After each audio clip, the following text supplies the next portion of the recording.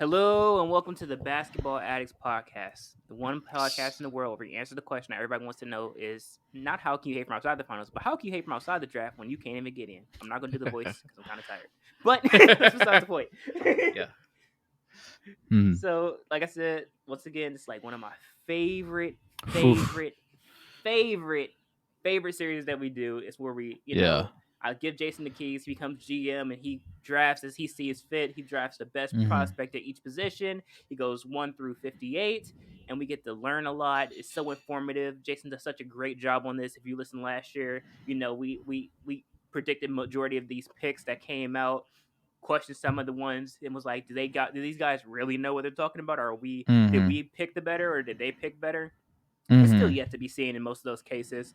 But for one Yeah. thing for sure, we do know that Josh Primo is a bust. Go ahead. I mean, that guy wasn't anywhere in my big board top 30. That was a really bad draft pick. I don't know what the Spurs were doing. Yeah. Yeah. I Sometimes you're too mean, smart for your own good. yeah, literally, because the Spurs are really smart as an organization. They just can't seem to draft well. But we're going to fix that today. You Yeah.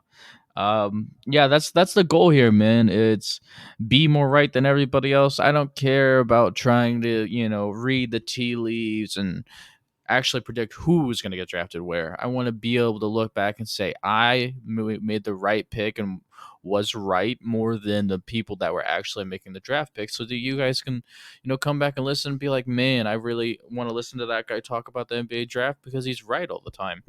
um that's the goal here, man. We're breaking down walls. We're here to give you guys the best NBA draft breakdown. We already have the big board top 30. I got about like 85 guys on the big board, so plenty on the draft. So yeah, it's definitely a lot of fun. It's gonna be a good ride, and I'm excited to be more right than everybody else. So we also have about two other lists we're going through as well. So we have Mhm. Jason's list.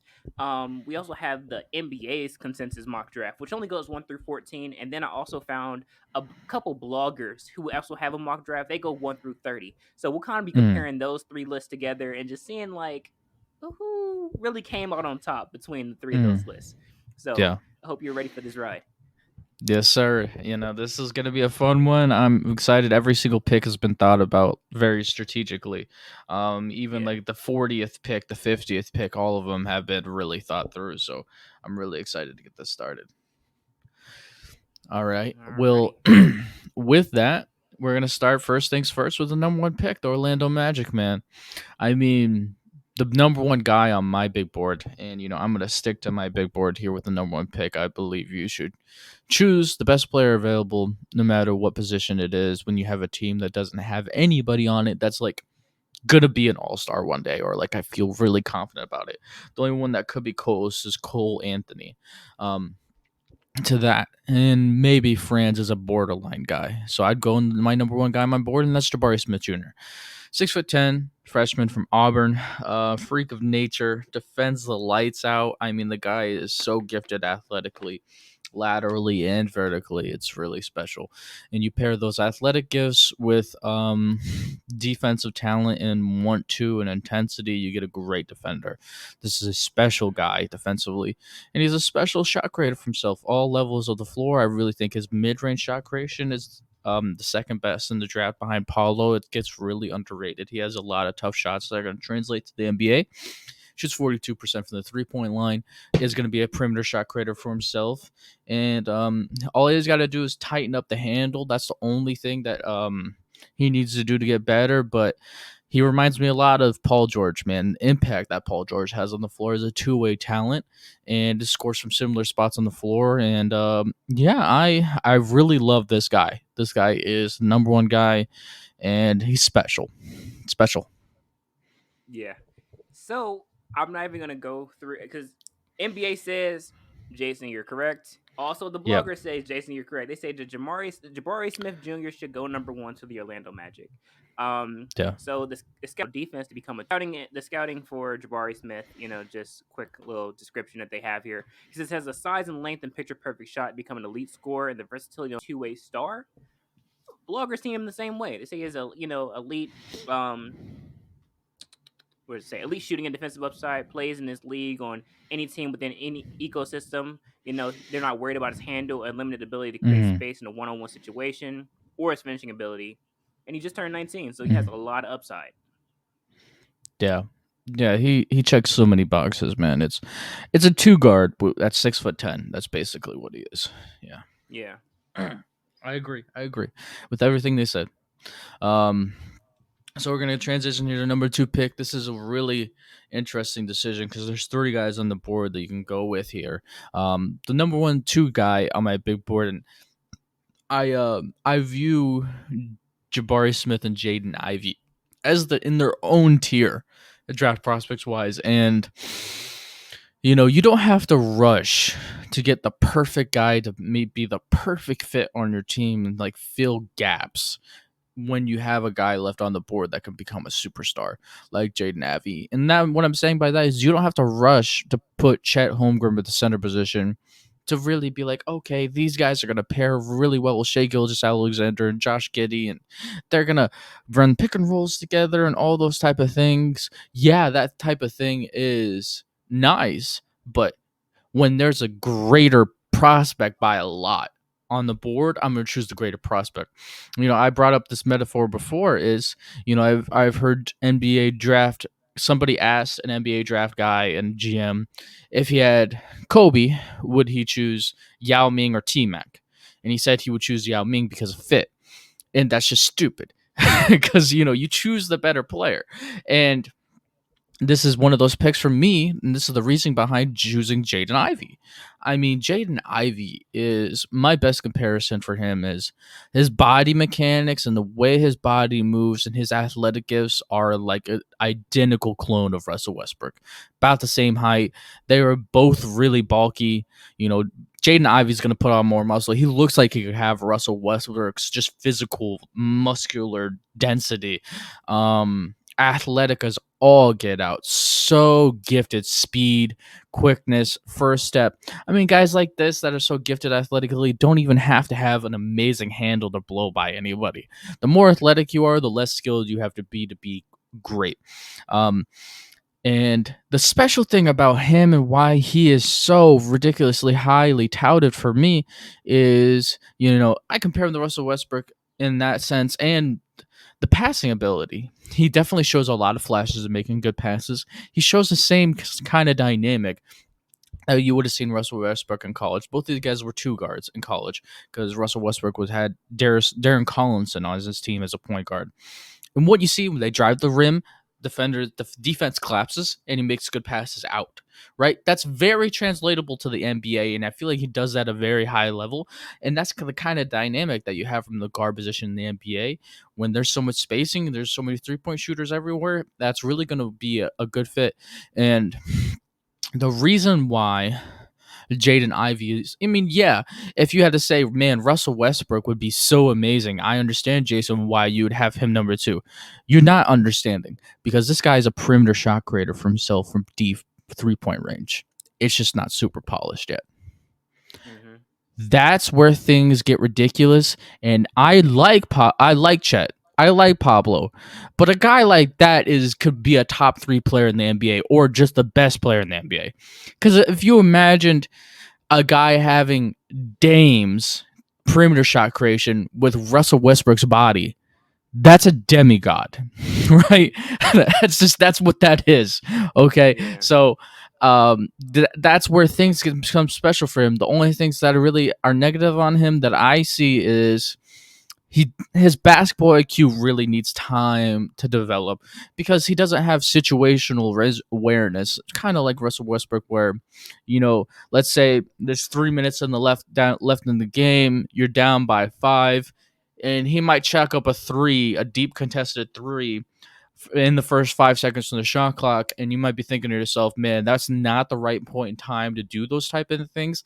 So his basketball IQ is going to need time to develop, but I can develop a mental thing. You can't just develop the athletic gifts, the gifts he has, and you have to understand when you have prospects, you have to visualize them in the NBA with NBA spacing. And this is a guy with NBA spacing. It's just dynamite. Some people compare him to John Morant. I could see the athletic gifts comparison, but John Morant was a 10 assist guy coming out of college. He was a special passer too, so he's not that level of a guy passing wise.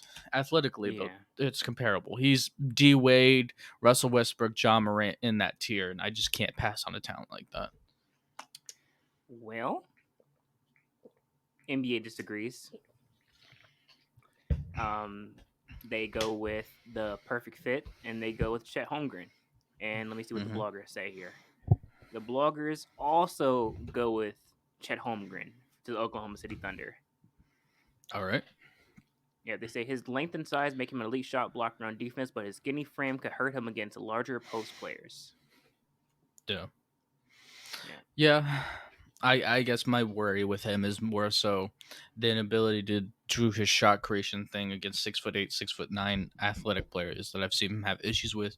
If you want to see tape of it, go watch him play against Memphis in March Madness and have a really poor showing against NBA length and athleticism. Yeah. Well, gonna go ahead transition to the next pick here. Houston, since you know after Jaden Ivey's gone, now the crop of guys is much less because two guys in the top two can be top 5 players in the NBA. So it's pretty special. So the rest of the guys aren't on that level. So then, if the number 4 guy on my big board is Chet, number 3 is Paolo, but it's not a huge enough difference for me not to choose Chet here because of fit. Because when you have KCP and Jalen Green, man, having a guy who can space the floor, a guy that has all-star potential if he KPJ. plays in the KPJ. Thank you for always fixing that. A guy that can space the floor for these guards, be a lob threat for these guards, be a good passer on the team. Has all star potential in the mid post, can be an okay shot blocker at the rim. I view him as an above average center athlete, nothing overly special.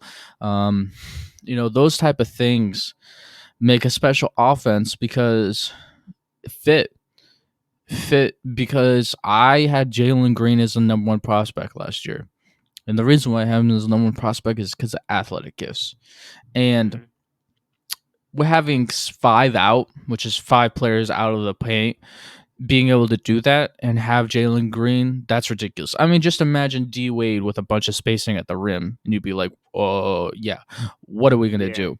That's the kind of dynamics that Chet can bring, and not every center can bring that because in 4 years, he's probably going to be the best center shooting the 3-point shot in the league, or him and Cat.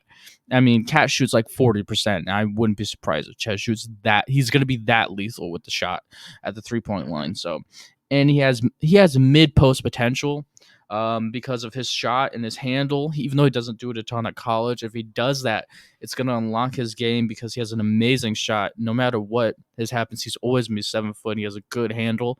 I feel like that's the area that he could use to become an all-star, perennial all-star, but he just didn't do it enough. But I would choose Chet here at 3. And the NBA disagrees. They have Paolo All right. Banchero here. Okay. And let's see, bloggers.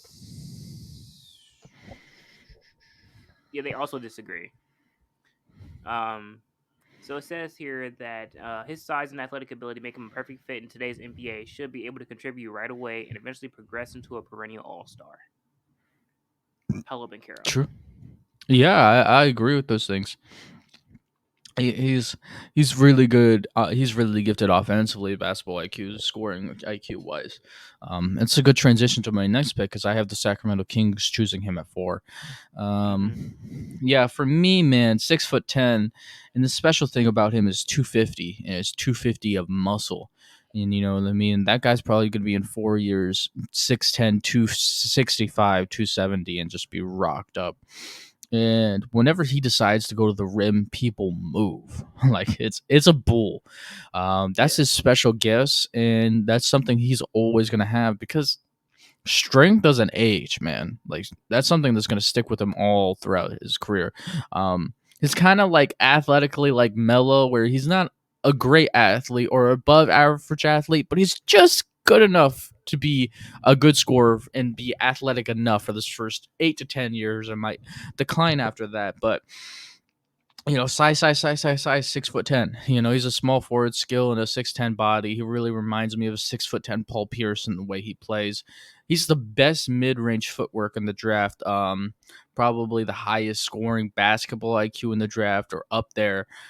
He really understands how to score the basketball. He's definitely an improving passer. He's an above average passer. He makes a lot of good decisions. It's not like he's going to be running a ton of pick and rolls, and be a great decision maker like that. But a lot of people worry about his defense, but the thing you can't teach is having a guy another 6'10" guy at the rim. So even though he might not be a defensive stopper, you're still gonna have extra size on your team. So yeah, I'm going with Paulo here. Mm. Okay. Well, NBA disagrees, and so does the bloggers. They have number 4, Jaden Ivey. Ultra athletic guard in the mold of John Morant. He can create his own shot with a quick first step. Will need to improve defensively to become elite. Still, yeah, who's writing that? How about the guy developing his perimeter shot, be making the greatest athletic, dynamic to perimeter shooter of all time? Like you thought Dame coming down with his athleticism down the lane was special. I mean, dear goodness, if with all the spacing that a deep 3-point shooter can provide for his team, if that ever happens, this guy be ridiculous. I Defense is not the number one thing he needs to work on. I Yeah. completely disagree.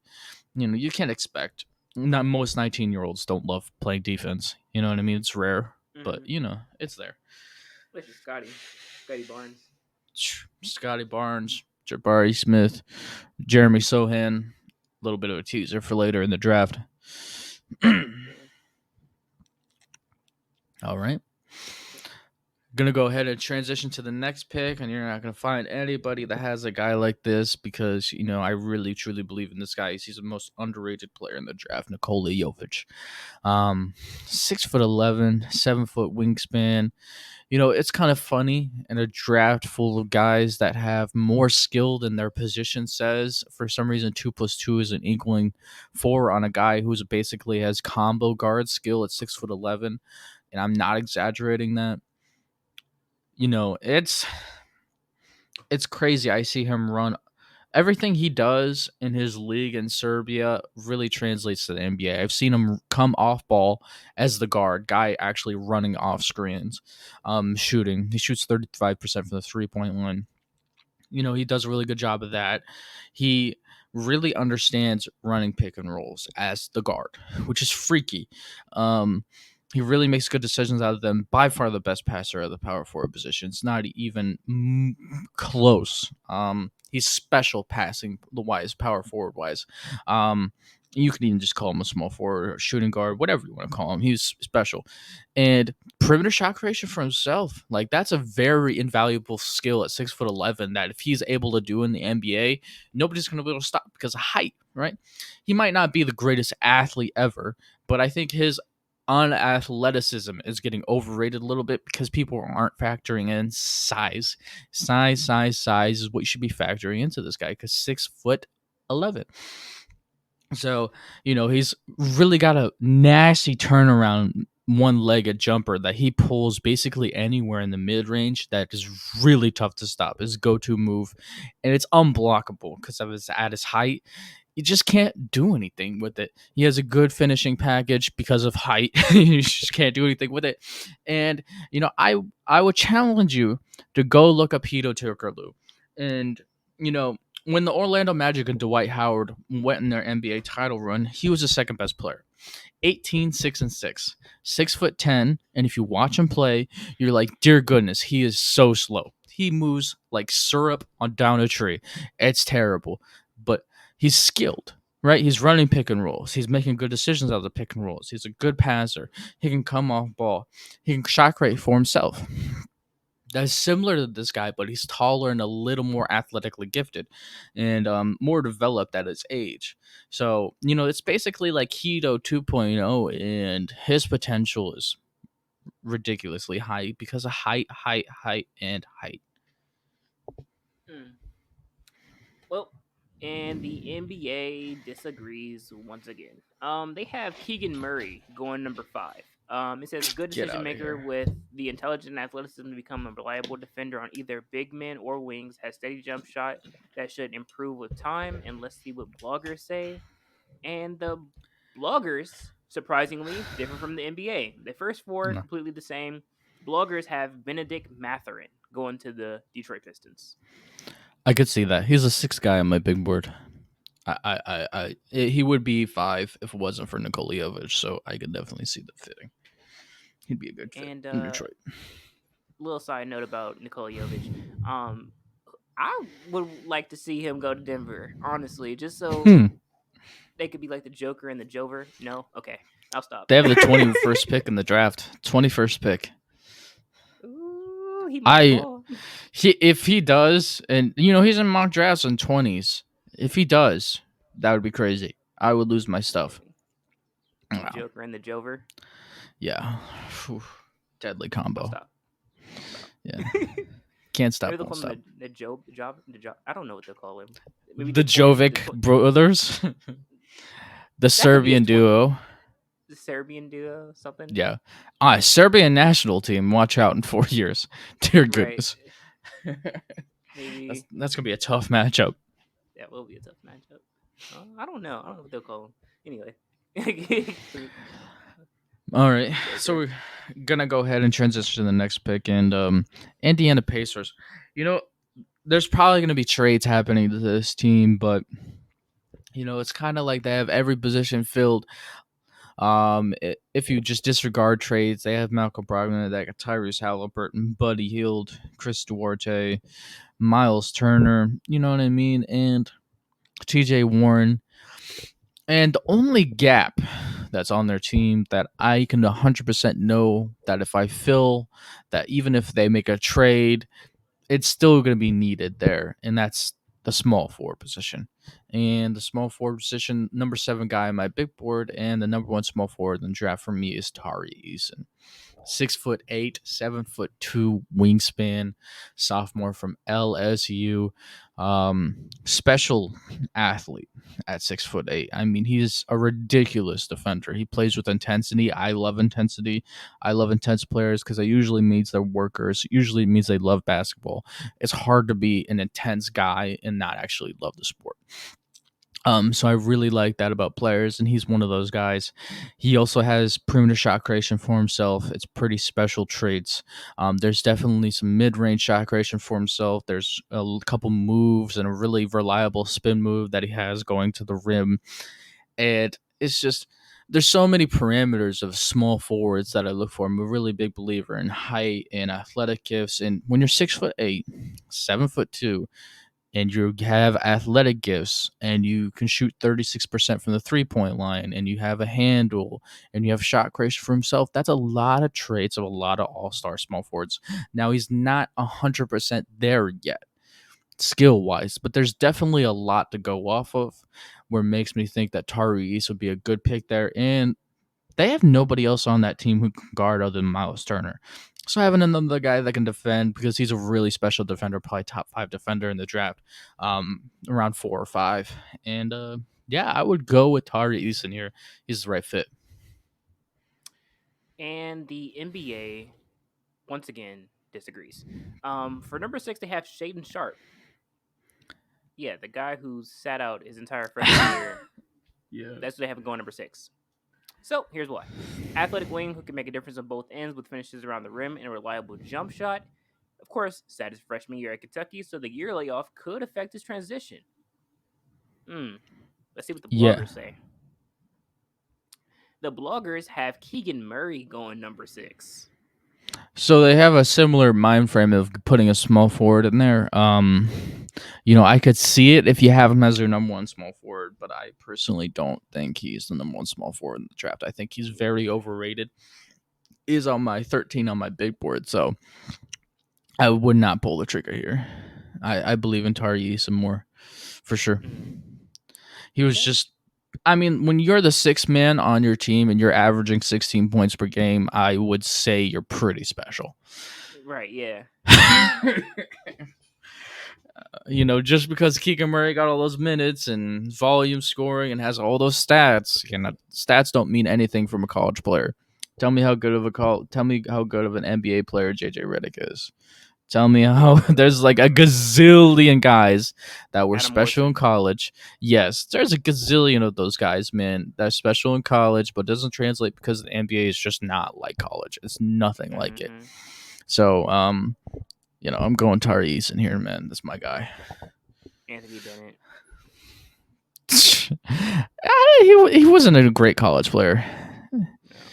I think it was like, One. yeah, because the Cavs sucked at drafting. Hey, hire me. Right. All right. And go ahead and transition to the next pick.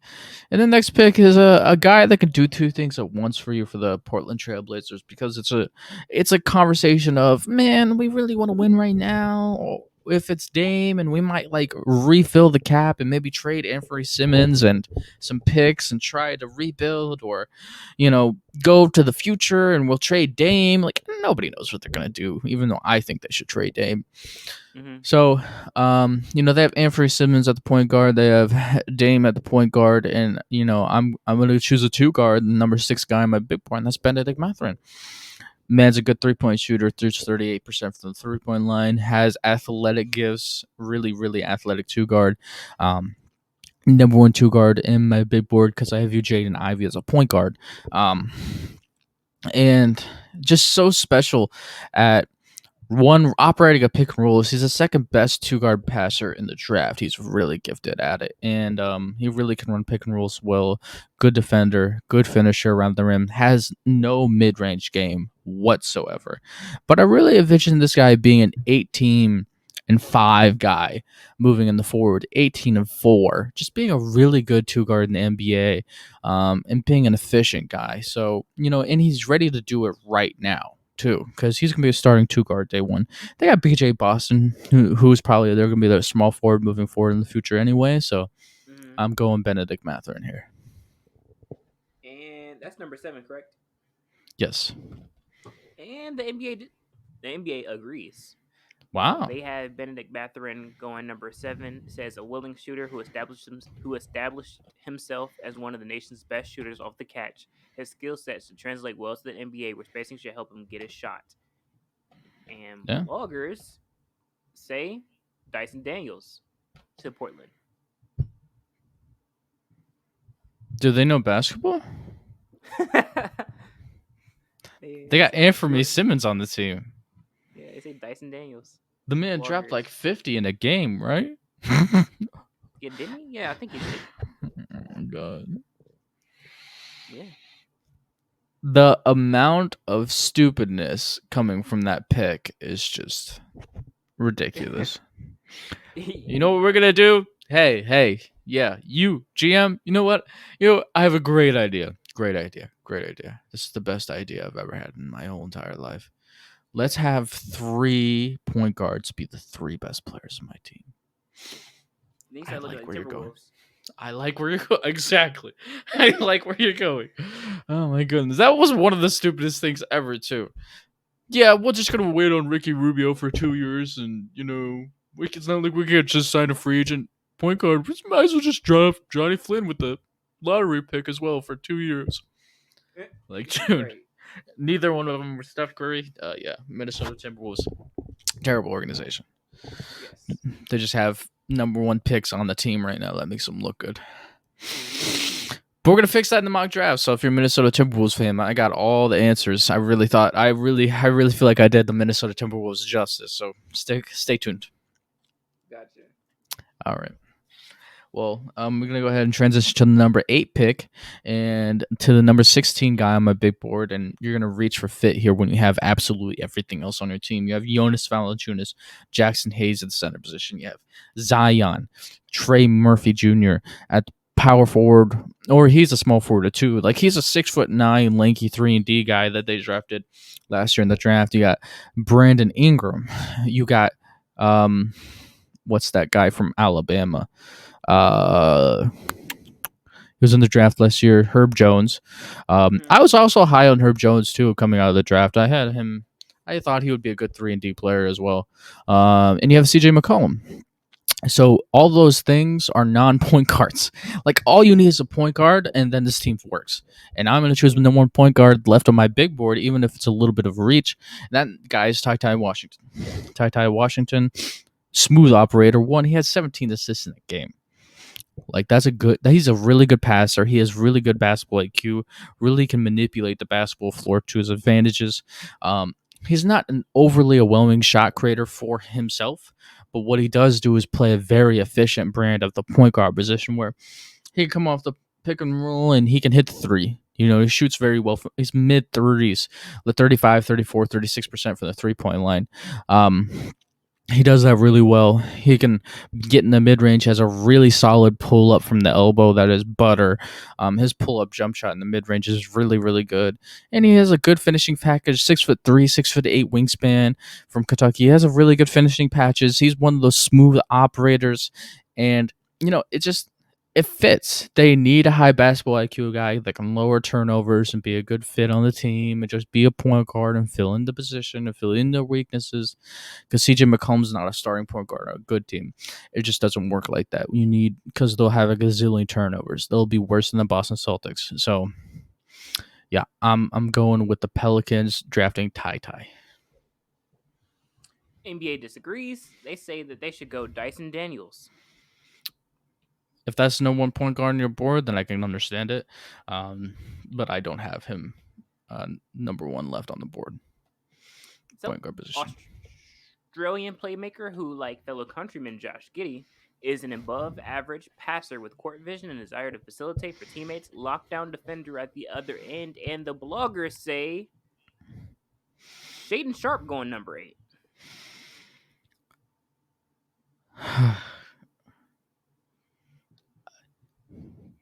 If it's a non-point guard, I don't care if you get God himself. It's going to be a D. You have too many players at other positions. You're trying to win right now. CJ McCollum's not getting any younger. No. It's a point guard. If it's not a point guard, then Dan Gil. What's his last? His last name is Griffin. Dan Griffin, yeah, Brian Griffin, Bob Griffin. David Griffin needs fired. Yeah, if he doesn't draft a point guard, he needs to get fired. Or, you could have just been smart and got Lonzo for the low. Duh. Oh, yeah. Talk about a decision you probably want back. Dear goodness. He would fit so perfectly on that team. Keep him. Just keep him. Yeah. So you have to do is just keep him. Just keep him. Pay Give him 81. Keep him. 81 million. Oh. Just beat him. That's pretty cheap for Lonzo Ball. Yeah. Listen, come on now. You probably could have gave him 80 million. He was like, "You matched it. I'll take it." Stupid. 80 million and 1 penny. Deal. Did you? Right? Did you try? Stupid, man. Stupid is, stupid does, sir. Stupid is, then stupid does. Then you would need a point guard in the draft. Yeah. Dum-dums, I swear. All right. With the next pick, we got the San Antonio Spurs up, and, they've been screwing up a lot of drafts lately. They haven't really made a good pick since DeJounte Murray. It's been a while. Since I had a good pick. So we're going to fix that today. Number 8 guy on my big board, the top guy left on my big board, is somebody I love a lot, Orlando Robinson. I mean, the guy is 6'11", 7'4" wingspan, a junior from Fresno State. I disagree with everybody that has him a lot lower in the draft. You know what I mean? And I think his special is he's the best post player in the draft, best footwork at the post in the draft. Sure, it's really special. Okay, it's like double on site off the catch. Okay, that's really cool, Jason. A good post guy to the Spurs. I could see it, but it's a little high. Okay. Well, what about if I told you he's a mid-range shot creator for himself and a mid-post dynamic player because of his handle? Mm-hmm. Now, I've seen so many top-tier power forwards and centers put people in the mid-post and say, hey, I'm either going to hit this shot over you because I can shoot it, or I'm going to put this ball on the ground and handle and get past you with either handle skill or great athletic gifts.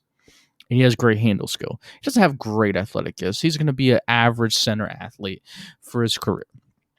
But where we're going with here is okay. That's pretty nice, Jason. I could see where you're going with the 8th pick. What if I told you he shoots 35% for the 3-point line? Oh, so Mm. now you can pick and pop. Now you have more versatility. Okay, Jason. I could see where you're going from the 8th pick. Okay, what if I told you he flashes his perimeter shot ratio for himself and actually has a handle? That's where things get special. Mm-hmm. There's just so many times, man, where he just crossover pull. I'm like, what? A center's not supposed to do that.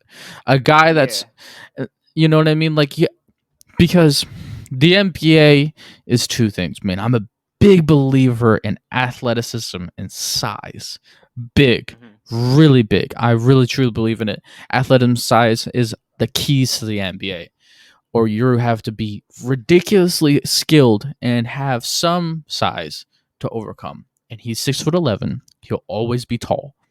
He's not gonna shrink, and he's always gonna be so ridiculously skilled. Look at little Marcus Aldridge. Look how slow he is. Man's got concrete on his feet, but he's a winning basketball player in his time because of shooting and skill.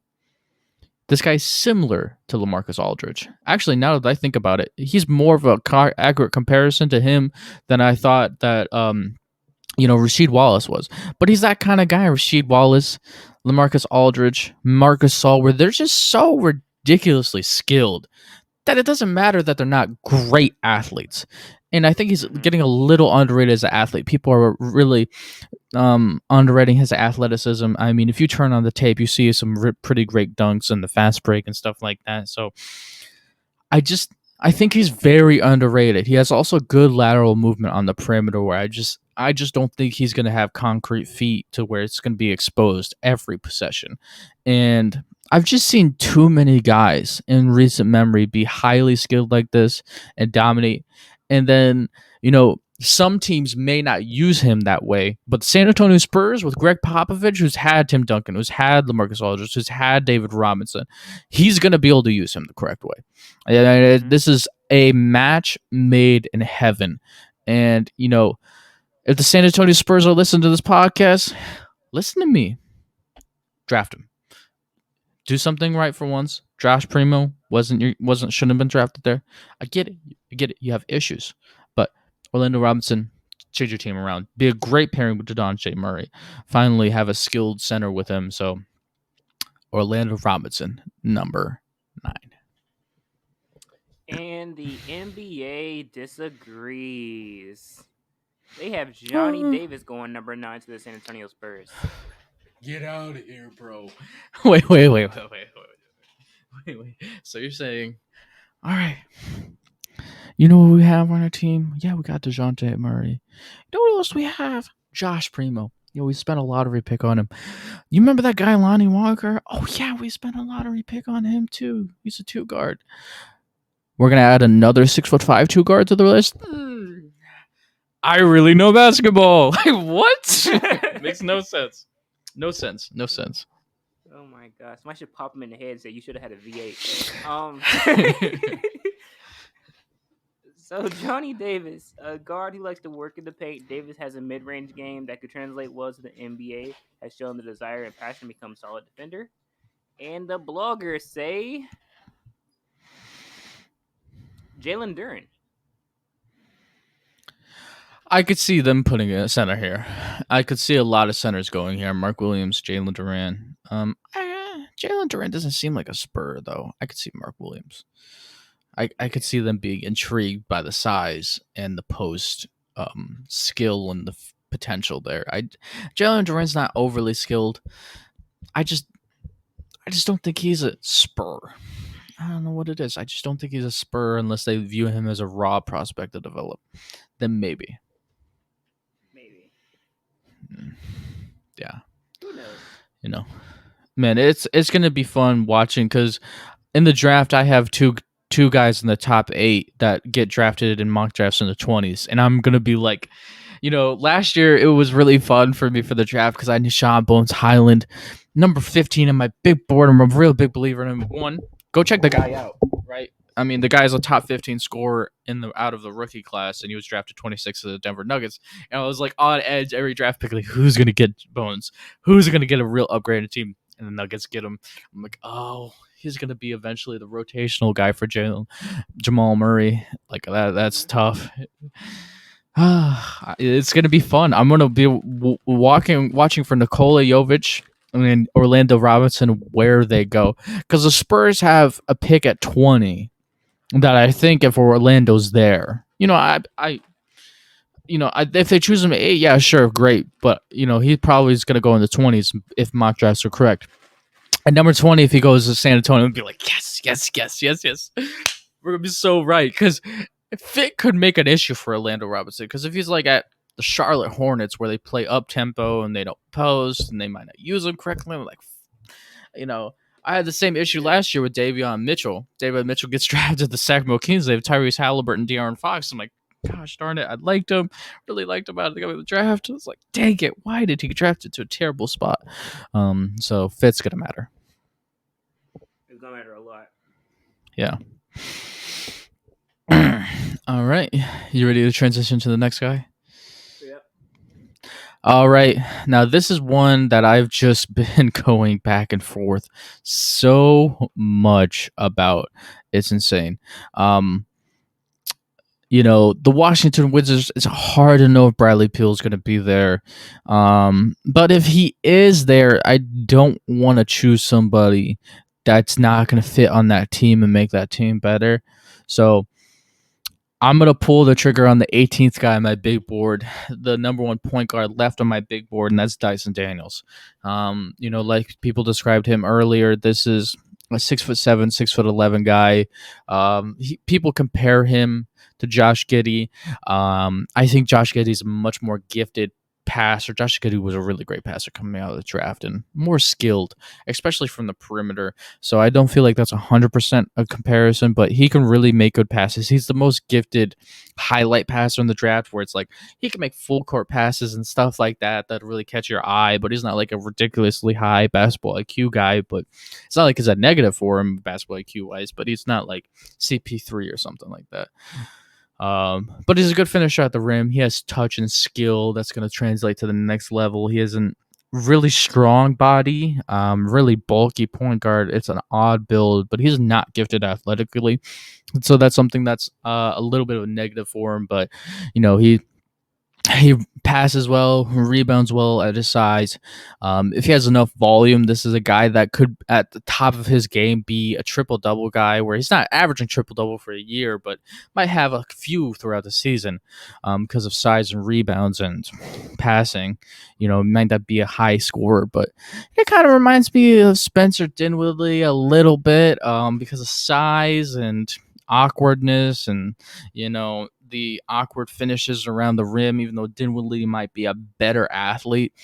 But the negative is 25% from the three-point line. Like, that's got to develop. He has no perimeter shot creation for himself. That's really got to develop. But from the Wizards, they have no point guards. And if they have Beal back, now you have a point guard, make good passes. I don't view this guy as ever being more than a 15 to 16 point per game scorer, but he can be a good passer on a team and be a good point guard.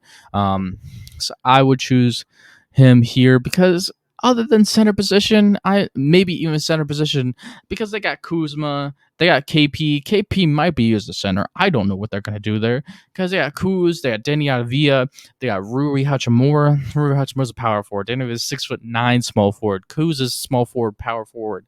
Like, are you really going to have all those power forwards and then put KP on the team starting a power forward? I don't really know. I would probably have KP at center. You know what I mean? So they have Beal, and then you just fill in the gap there. It's Dyson Daniels. NBA disagrees. They have AJ Griffin going number 10 to the Washington Wizards.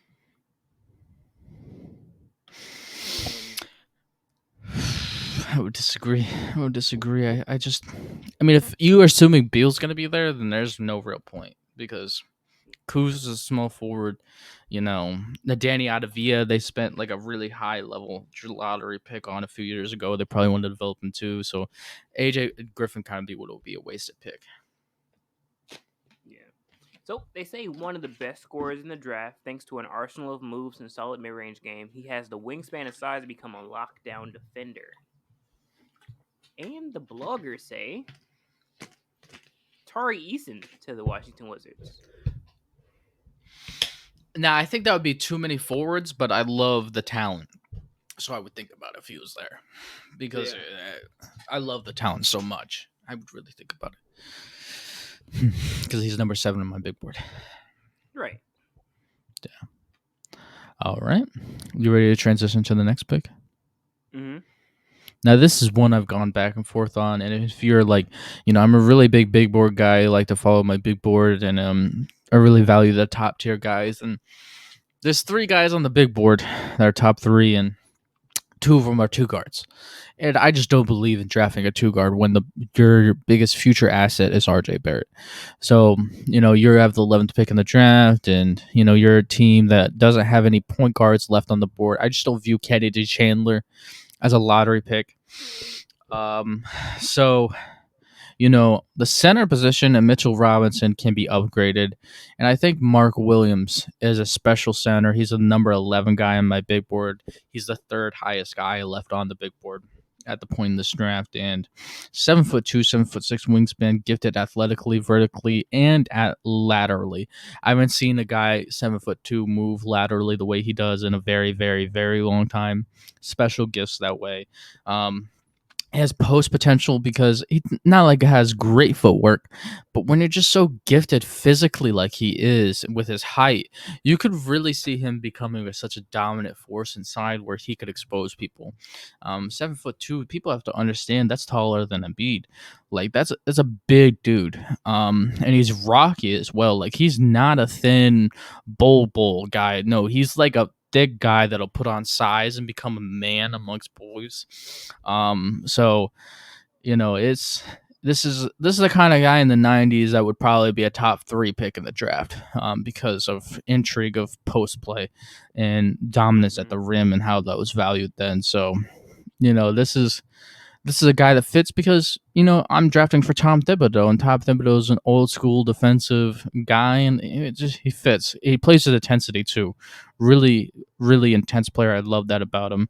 Rebounds well, and has really good coordination for his size. Sometimes centers that tall, like Alex Len, could be uncoordinated human beings. He's just not that. So yeah, I am going Mark Williams, 11. And the NBA disagrees. They have Okay. Jalen Duren going number 11. Yeah, I mean, as long as it's a center, I could see it. I would have Mark Williams above him, though. Yeah, it says young talent with big upside, a physically True. gifted big man who can finish around the rim, potentially become top defender who can protect the rim and defend the pick and roll. And the Mhm. bloggers say AJ Griffin to the New York Knicks. Now, I could see that because they could do kind of need shooting. I think that's a weakness of the Knicks, so I could see that from that aspect. Yeah. Yeah. All right. Go ahead and transition to the next one. And the next one is the 12th pick. And since I have Jaden Ivey going to the Oklahoma City Thunder at 2, now you can pull the trigger on a center, and his name is Jalen Duran.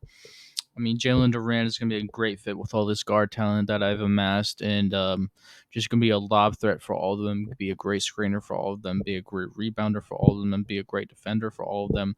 Really reminds me a lot of DeAndre Jordan. He's from Memphis, 6'10". He really didn't put his measurements out there, but Rocky built like DeAndre Jordan physically, where it's just like gifted physically, muscles wise. Has no skill at all, so it is a developmental project skill wise, but at the very least, he can be DeAndre Jordan, and as long as they get a wing that can shoot threes, in the future, this team could be really, really nice moving forward. Mm. Well, NBA disagrees. They have number 12, Jeremy Sochan.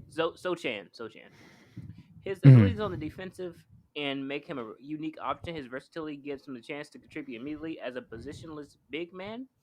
And the bloggers say, oh, they agree with the NBA.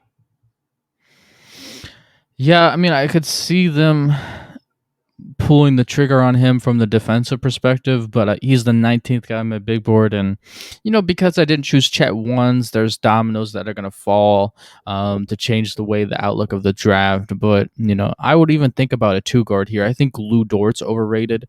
I think his 17 points per game is fluff stats. I don't believe in him being a high tier starter in the NBA. I don't really feel like that's set moving forward in the future. There's nobody else on that team that can score other than Shai Gilgeous-Alexander, so he just has points, empty stats. Poor Lou Dort. I just ripped into him, but I would rather choose a two guard there. Jaylen Williams on the board. If they're doing that mock draft, I would choose Jalen Williams and choose your two guard for the future. But it is what it is. We can agree to disagree. All right. I'm going to go ahead and transition to the next pick. And definitely the number one guy on my big board left. Really fits this team. Shaedon Sharpe. Shaedon Sharpe's here going 6'5", 6'11" wingspan. Good perimeter shot creator for himself. Flashes that high school tape. Good athlete finishing around the rim. And that's it. He doesn't have a mid-range game. He doesn't have a good passer. He's not a good defender.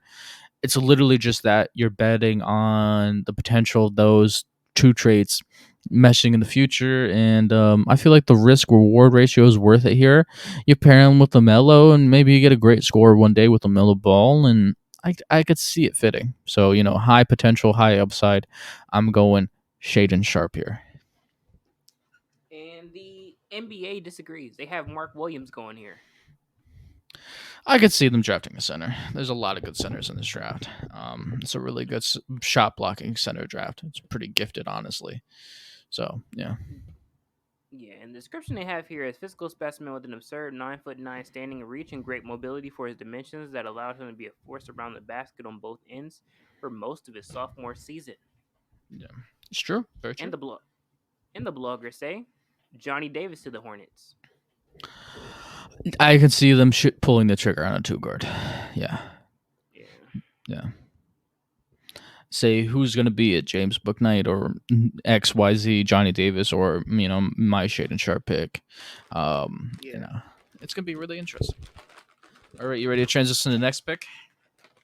Yeah. All right. Cleveland Cavaliers. I'm doing you a favor. You're welcome. As a Cleveland Cavalier fan, I would like to put up my hands and be thanked for actually choosing making this good draft pick. I also would like to be thankful. I'm sure you're thankful too for actually having a good head coach and a GM for once in the past decade. You know what I mean? And I'm just glad to have it. Bickerstaff's a really good coach. The GM is really good. The draft picks that he's made recently have been solid, and the development of Darius Garland and Evan Mobley have been really good. So I'm glad to be a Cleveland Cavaliers fan. Same. Well, more and more presidents come. The number one guy on my big board, one of my personal favorites, is Jaylen Williams from Santa Clara. Number one guy on the big board left. He's number 10 on my big board, but I'm saying as his mock draft is going, he's the top guy left. 6'5", 7'2" wingspan, and I'm just so excited about this. 18 points per game, junior in college. 40% from the 3-point line. Shoots 80% from the free throw line, which is great stats for a shooter. By far the best passer at the two guard position by a gazillion miles in the draft. James Harden-ish, it's really special. If this guy was a special athlete, then this guy, I would be talking generational talent here from Jalen Williams. And what I love about him is he's not a great athlete. He's an above average or just an average athlete. But what he does, man, he's a smooth operator from basketball IQ perspective. What I mean by that? Takes great angles, cuts defenders off, really understands footwork, really understands how to manipulate defenses at an extremely high level.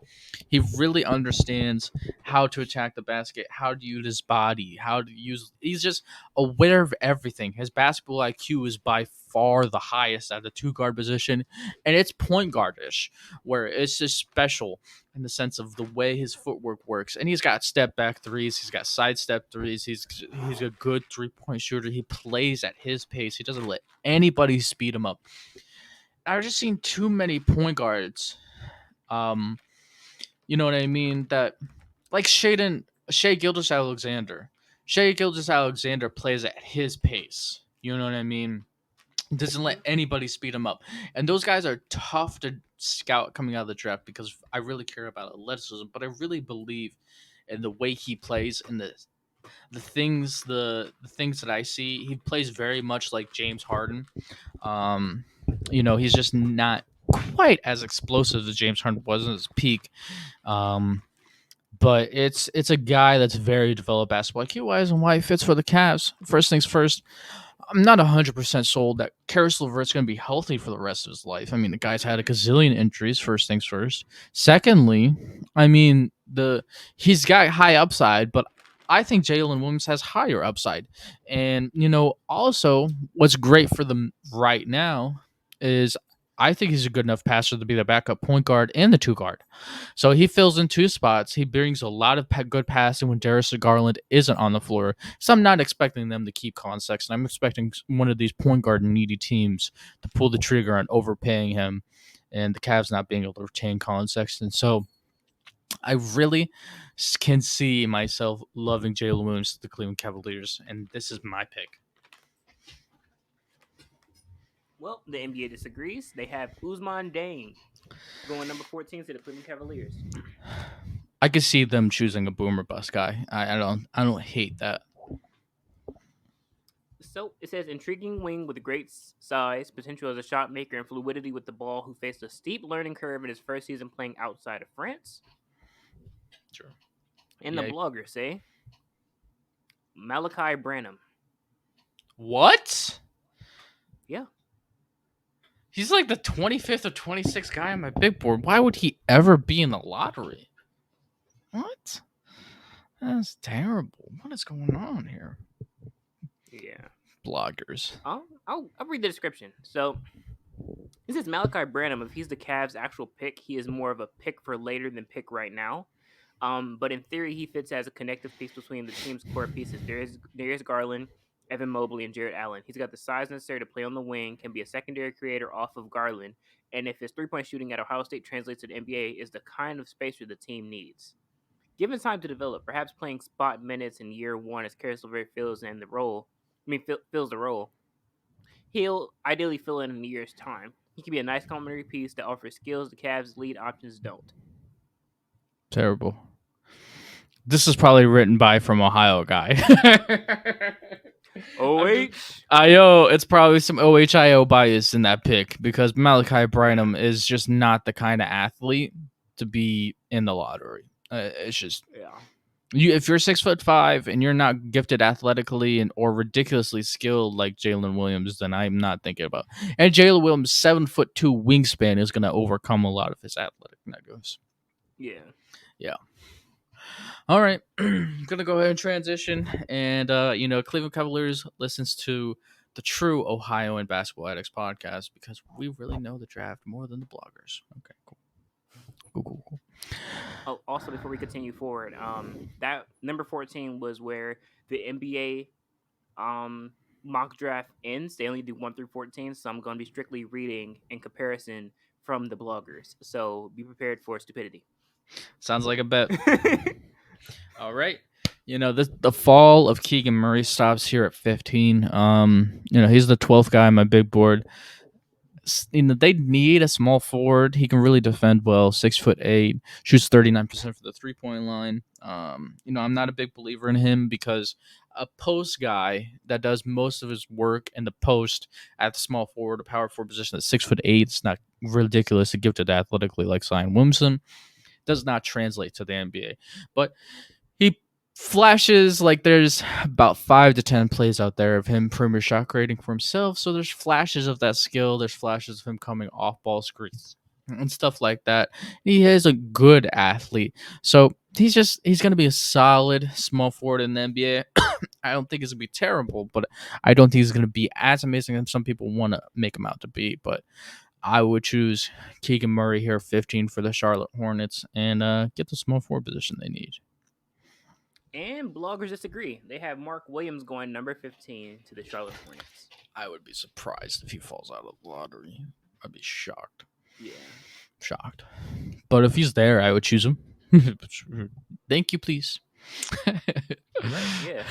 Come again, sir. They they they they disagree on where you draft him, but they kind of have the same idea Yeah, that he needs to go to Charlotte. yeah, I agree. Yeah. It's funny. All right, you ready to transition? Yep.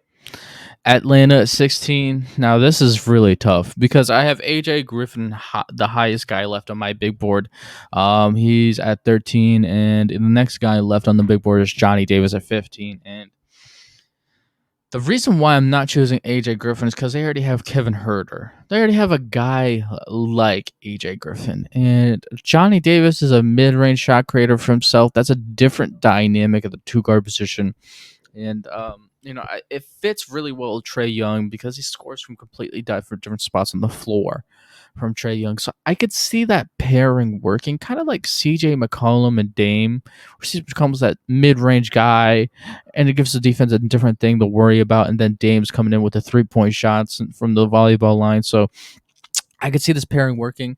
There could be intrigue. I just don't think Johnny Davis is. I mean, AJ Griffin's the defender. Everybody thinks him to be, or the mid-range shot creator. Everybody, for some reason thinks he is, even though he never does it in the NBA, in the college. So, I'm going Johnny Davis, Atlanta Hawks.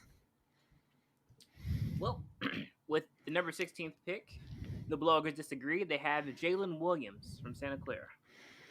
10th guy on my big board. If he was there, I would run to the podium and say thank you for messing up NBA draft scouts and GMs. Yeah. Yeah, that would be a special pairing if that actually happens. I would be like, oh my gosh, the Atlanta Hawks are going to be so special for a while. He's one of those guys, man, that's underrated, and I can't wait to see where he goes. Him, Nikola Jovic, and Orlando Robinson. I'm really excited about those guys. Those are my guys. My guys. Yeah. Alrighty. You ready to transition to the next guy? Yep. All right. The Houston Rockets, you have Chet Holmgren. You already have some spacing. By far the best player left on the board is AJ Griffin. And you choose him, 6'6", small forward, shooting guard. On the Rockets, he's probably going to be a small forward. But, gives them more spacing, more 3-point shooting. He does have some chance of becoming a guy maybe like Klay Thompson, but I just not a huge believer in it. It's like a 0.01% chance that it actually happens. You know what I mean? But Kevin Huerter type people underrate Kevin Huerter's shot creation for himself. Like Kevin Huerter looks a lot like AJ Griffin coming out of college. So, that type of guy here, I could see fitting AJ Griffin. AJ Griffin, and once again, bloggers disagree. They say Houston Rockets should draft Usman Deng. I could see that.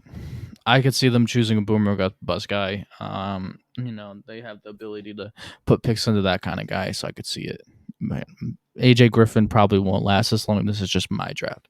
So, because Dyson Daniels and Ty Washington went in the lottery, some of the good players fell out of the lottery.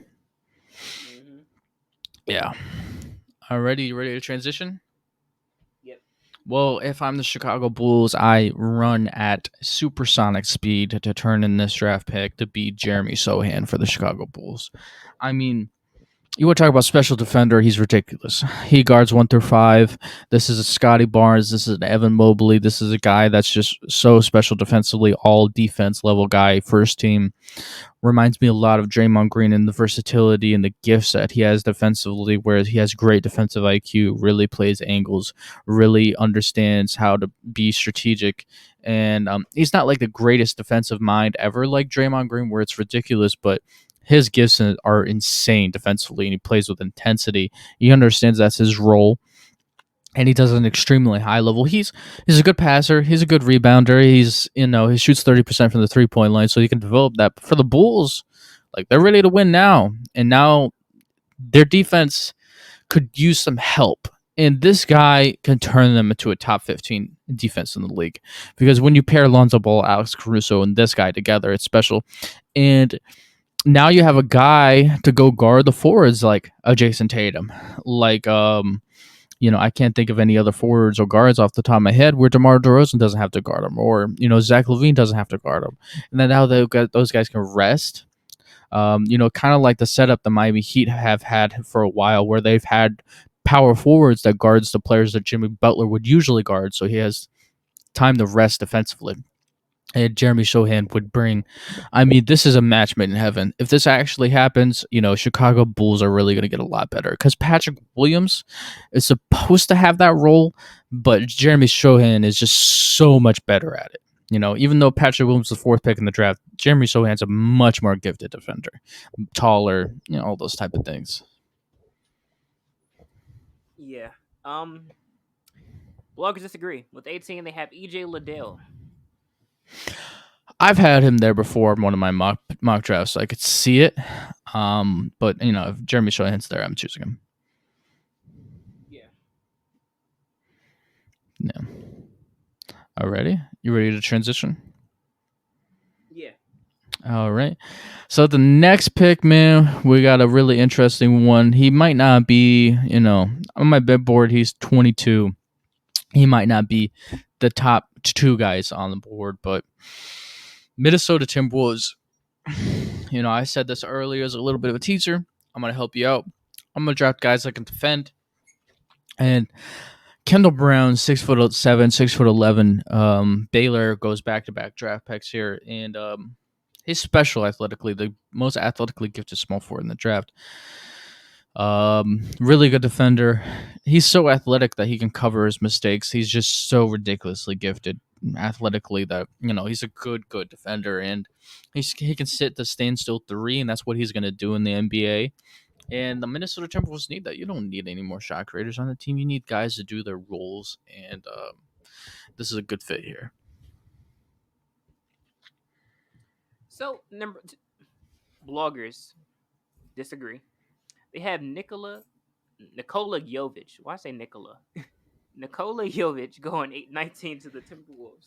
I mean, if he's there, congratulations. You just got really, really good for the Minnesota Timberwolves. Yeah, I mean, if he's there, dear goodness, I'd be so excited. Minnesota Timberwolves actually do something right for once. Yeah. Yeah. Whew. Number 5 guy on my big board. That's the fun thing, man. Wherever those guys go, interesting right away. I'm excited. All right. You ready to transition next guy? Yeah. All right. So the next guy on my mock draft at 20th pick in the draft, the San Antonio Spurs select the, let me see here, the 24th guy on my big board. Not one of the top 3 guys left, but he fits into their scheme. And Osman Deng. Osman Deng's a really good passer. He's an international guy. They love international guys. 6'9", plays in the NBL, which is the league that Miller Ball played in, and Josh Giddey played in Australia. And he is a good perimeter shot creator for himself. He's not really an efficient player yet, but passing, length, perimeter shot creation, upside, he's a San Antonio Spur. Because he's not overly gifted athletically, and that just even sounds more like a San Antonio Spur. So I would go Osman Deng here for the Spurs at 20. They need a forward. They have like no small forwards that you can, like Doug McDermott might be their starting small forward. That's how bad it is. And the bloggers disagree. They have Kendall Brown going number 20 to the San Antonio Spurs. I could see that. I could see that. I could see them doing that. I wouldn't, I just drafted him 1 pick beforehand, so it's not that big of a difference. Mm-hmm. Yeah. All right. So the next pick, we're going to choose Denver Nuggets 21st pick in the draft. Let me see here, 23rd guy on my big board. Really excited about this. John Butler to Denver. Now, 7-footer, shoots 37% for the 3-point line, developmental guy. They don't really need, they just don't have any gaping holes where it's like, I need X, I need Y, and I need it now. So they can sit on a guy that has upside. Really athletic, um, really moves smoothly. He's built like a toothpick. He needs time to develop, but his 3-point shooting and his defense and the intrigue of having two 7-footers on the floor in the future is really going to be the worth it pick here. So I choose John Butler at 21. Mm. And the bloggers disagree once again. They have Ochai and Bajai. I could see that. I could see that. I think I had him there in one of my. Oh, actually, that's pretty funny. He might be later in the draft. I'm not gonna actually break the eggs on that one. I'll keep my. I'll put away the key and all that type of stuff. All right, we'll go ahead and transition to the next pick. 22nd pick in the draft. Let me see where he's at left on the big board. He's the number one player left on the big board. He's at 19. Christian Koloko, 7-foot center, 7'5" wingspan from Arizona. I mean, he's a volleyball show for him at the rim. He's a slim, ripped guy. He's really going to be a good lob threat, really going to be a good screener, really going to be a good shot blocker at the rim. And the special thing about him is fluidity and switching. Like, he can really switch. He's really gifted that way. That's why I view him so highly. And I really feel like having a long-term center for the Memphis Grizzlies past Steven Adams is going to be a good fit for the team. And just having a rotational center as well. They don't really have a great rotational center. They have a really good bench. They have really good pieces on the bench like Kyle Anderson. And having a guy like this off the bench is going to be pretty special. He's a junior, so it's not like he's like a baby-faced 7-foot center. You know what I mean? He's been around. He's been in college for a while, so I'm going Koloko here, number one guy on my big board left, Memphis Grizzlies.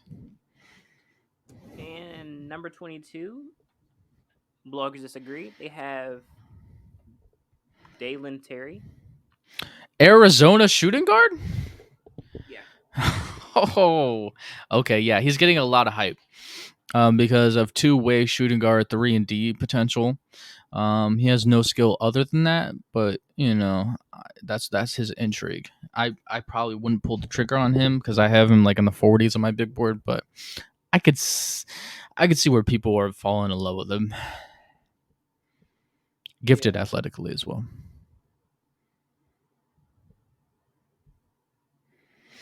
All right, so I'm gonna go ahead and transition to the next guy.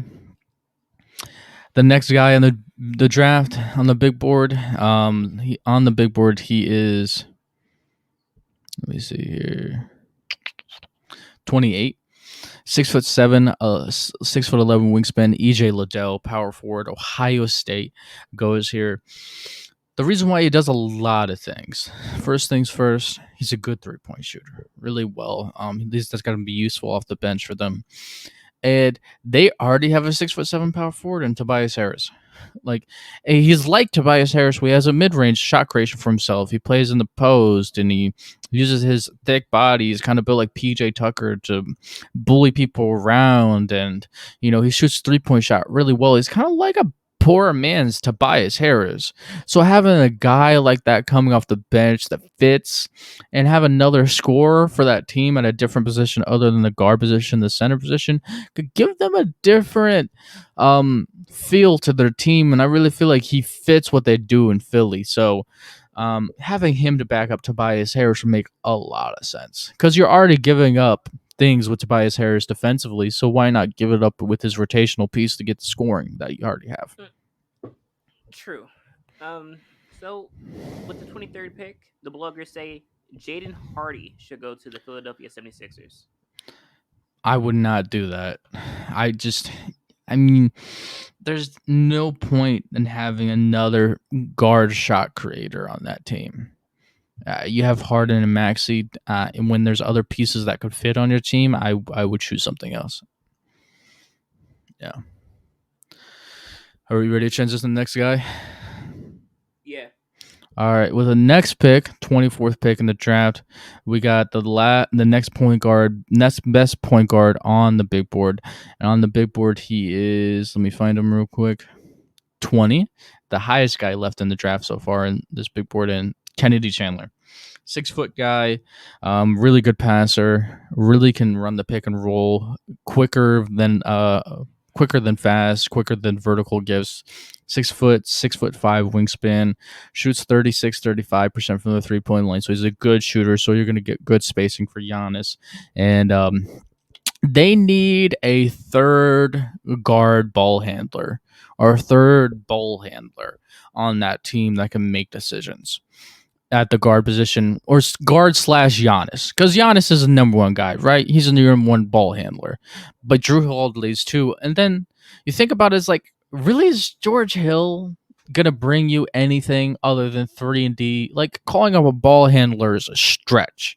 You know what I mean? Calling Grayson Allen a ball handler is a stretch. And having another guy that can give you just a little bit of a punch of scoring as well off the bench at the guard position is a good fit. He reminds me a lot of Patty Mills.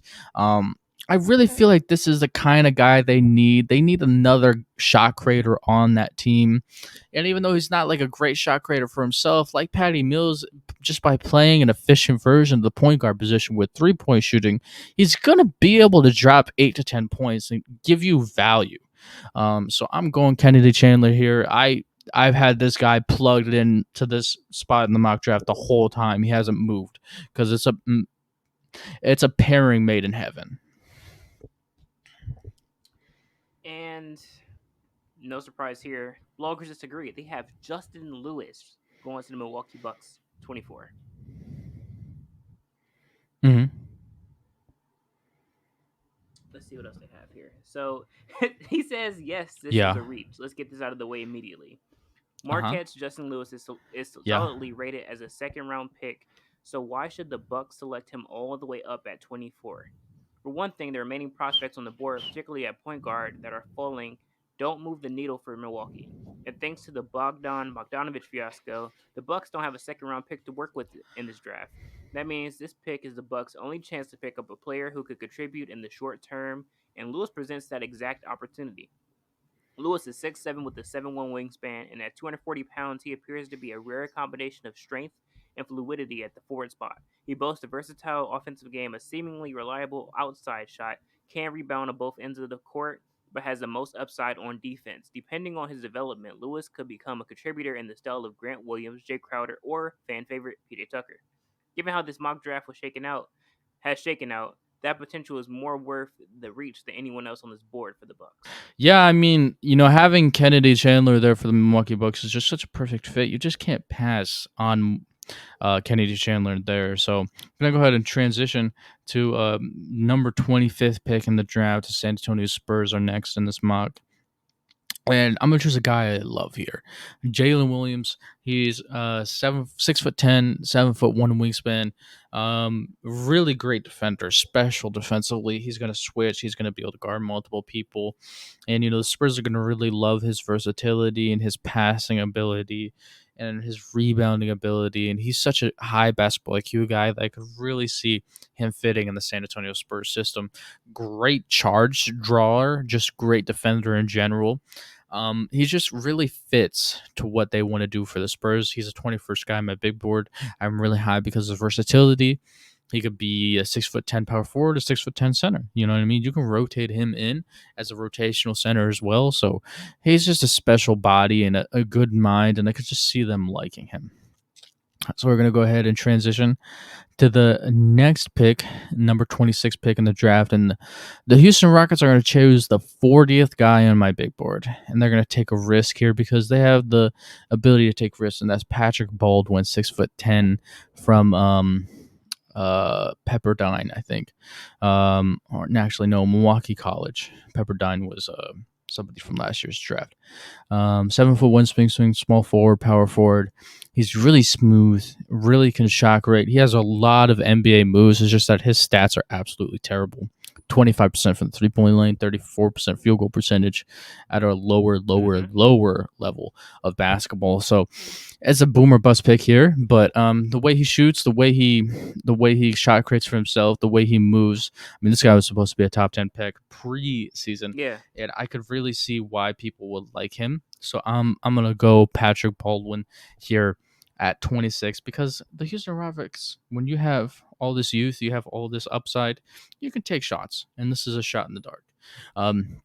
The next pick is, might not be the number one guy on my big board, but fits a need for the Miami Heat that I think they really need. They need a young developmental point guard that's on their team that they can have moving forward. And somebody I really view in that mold is a guy named Blake Wesley. Blake Wesley played at Notre Dame, 6'4", 6'9" wingspan. If this guy I think this guy should have went back to college because I really think he could have been a lottery pick if he would have been more efficient. But he's not an amazing passer, but he's a very average point guard passer. That's not really his intrigue. His intrigue is shot creation off the dribble and athletic gifts. He can really score. He can really get to the basket. He can really shot create for himself. It's just not efficient yet. It's like 30% or something like that. It's really low. But with flashes of those things, that's a young point guard that has high upside that I think the Miami Heat should take the shot on here. And, the 28th pick, the Golden State Warriors choose Jake Lariva. Now, this guy is really low on my big board. Big board, he's numbered 45. But he's 6'8", small forward from Wake Forest. He's a really good passer. Shoots the three-point shot really well. But he's really slow. So I'm like, there's just not much else he's going to do, all that type of stuff. But Golden State Warriors, where they value passing and three-point shooting on the offensive end, will be able to look past his negatives defensively. And this is a scheme fit. This is a guy that fits well in the scheme. I could see them using him. They could use another forward other than Jonathan Kuminga. And, I could really see Jake Lariva here fitting on the Golden State Warriors, a guy that passes really well. So I'm really excited about this fit. At number 29, we have Bryce Mcgowan, who's a little higher up on the big board. He is, let's see here, big board number 27, 6'6", 6'8" wingspan, shooting guard from Nebraska. He's really thin. He's gifted athletically. Shoots 25% from the 3-point line, but he shoots 83% from the free throw line. And if he is able to develop his 3-point shooting ability and his shot creation, he can really be special on the consistent side, and he can become an all-star. Not an all-star, but like a good shot creator for himself, a good starting shooting guard. And the reason why I'm really intrigued by him, because it's perimeter shot creation where even though he doesn't shoot efficiently, he is shot creating for himself from the deep in the volleyball line and stuff like that, where it's NBA moves. And he was the volume scorer for Nebraska, so he got to run a lot of pick and rolls and, develop his basketball IQ sides of things and passing side of things. So I could see the Memphis Grizzlies wanting him to at least be a bench piece moving forward, because 6'6", you can kind of use him as shooting guard and small forward off the bench. So it's a little bit of a versatility benefit. And this is going to be the last pick of part 1 of this podcast. We're going to do part 1 through 30, and part 2, 31 through 58. And the last pick of this draft is a funny thing Chris brought up early was Denver choosing Ochai Agbaji, because I have him going here. This guy's ready to win now. He's very developed. Senior, 6'5", 6'10" wingspan from Kansas. Good, really, really good 3-point shooter. Can come off screens. Really good defender. Reminds me a ton of Wesley Matthews. I didn't understand the lottery hype early on, but this is the kind of guy that could really be a good fit on a winning team. And I'm excited about him. And I would go Ochai Agbaji here at number 30. I'm really excited to bring you guys the second round of this mock later. And, we really appreciate you guys listening to the podcast. And, everybody have a great day. Peace out. I'll see you next time.